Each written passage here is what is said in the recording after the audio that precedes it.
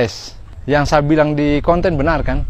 Kontenku kemarin viral, saya posting itu 2 hari kemarin. Viral yang nonton itu sampai 3 jutaan ya. Yang saya katakan bahwa saya menunggu sidang juga karena saya butuh kepastian hukum. Akhirnya hari ini, pagi ini, saya dapat surat panggilan sidang guys. Akhirnya dapat panggilan sidang. Jadi saya sidang tanggal 7 hari Rabu. Akhirnya saya dapat juga. Itu tandanya apa? No viral, no justice. Welcome to your channel QNC. Berdiri kokoh di tengah.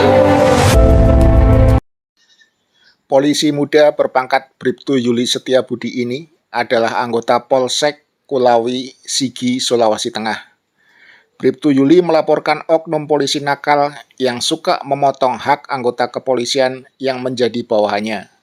Namun justru malah dibungkam, sehingga dia memberanikan diri memviralkan kasusnya di media sosial dan pada akhirnya mendapatkan perhatian dari pihak Mabes Polri.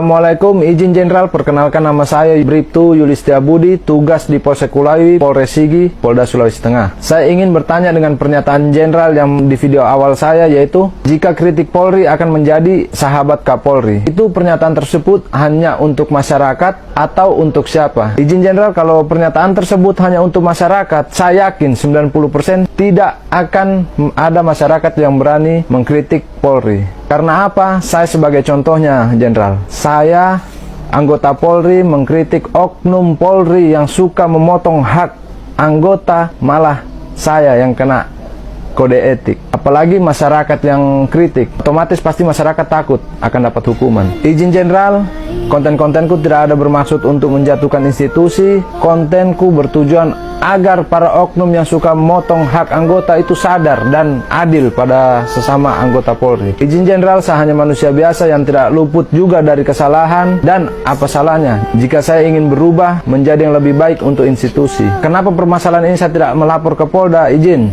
jika saya melapor ke Polda, saya yakin tidak akan diproses karena sudah banyak contohnya.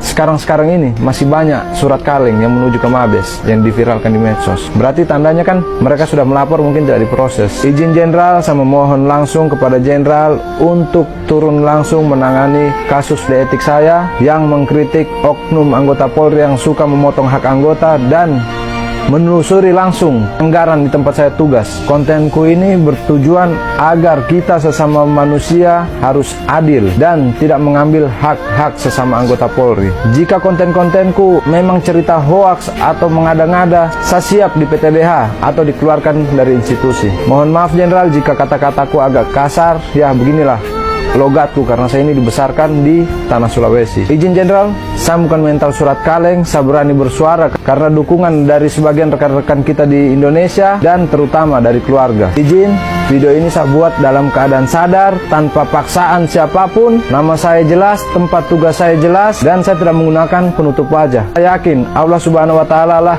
yang tahu takdir saya dan yang menentukan ajal saya. Salam presisi.